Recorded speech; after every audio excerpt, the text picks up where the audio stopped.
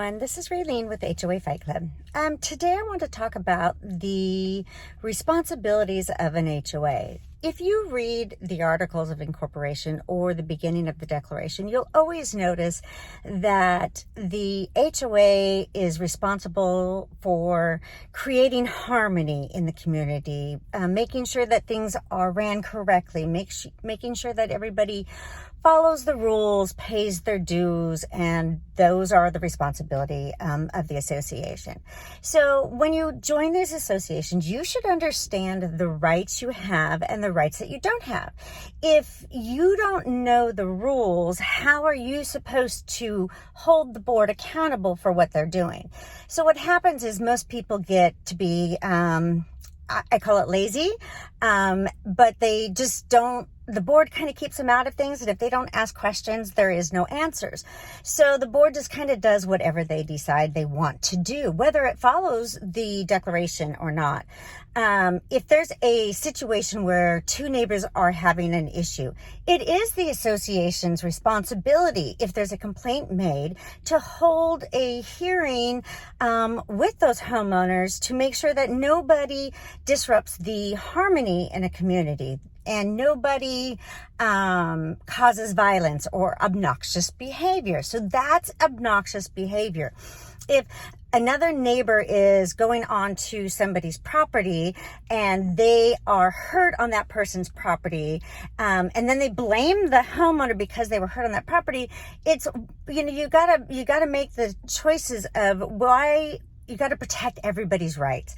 And that's what the association is supposed to do. So when I look at an association, I always look for what, I get the financials first. And the first thing I look for, is there an attorney fee that is in the budget? Is there money being spent on attorneys? The reason I always look for attorney's fees is because if there's an attorney on retainer for that association, that's usually a huge red flag that there's issues.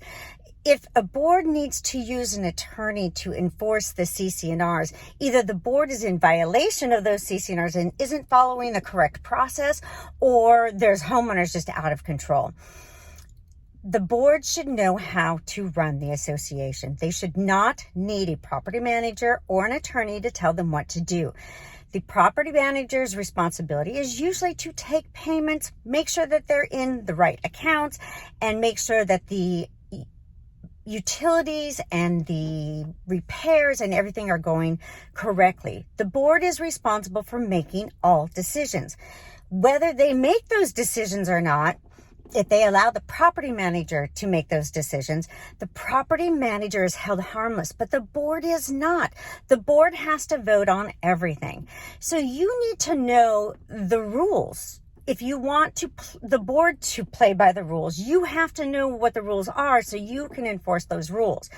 I always question the boards when they don't know the CC&Rs. It really kind of bothers me that there are boards that have no idea what their CC&Rs say, and they don't understand it. And then they're just getting an attorney that they're paying.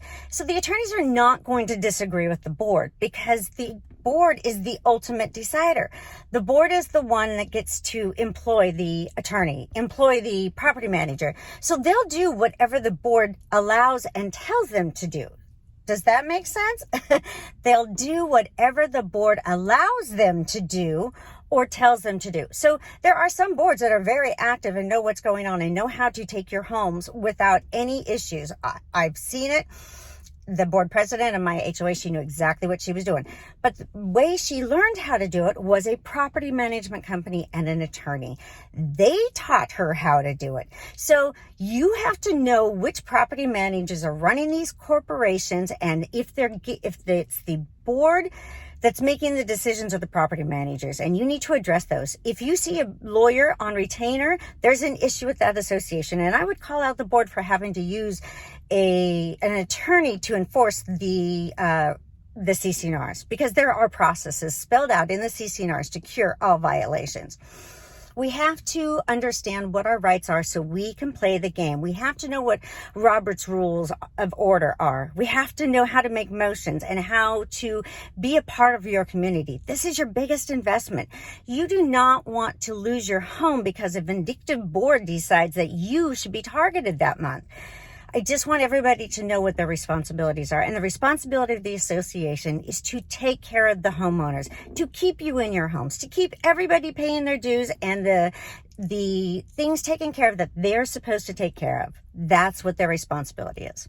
All right, I'll see you on the next one.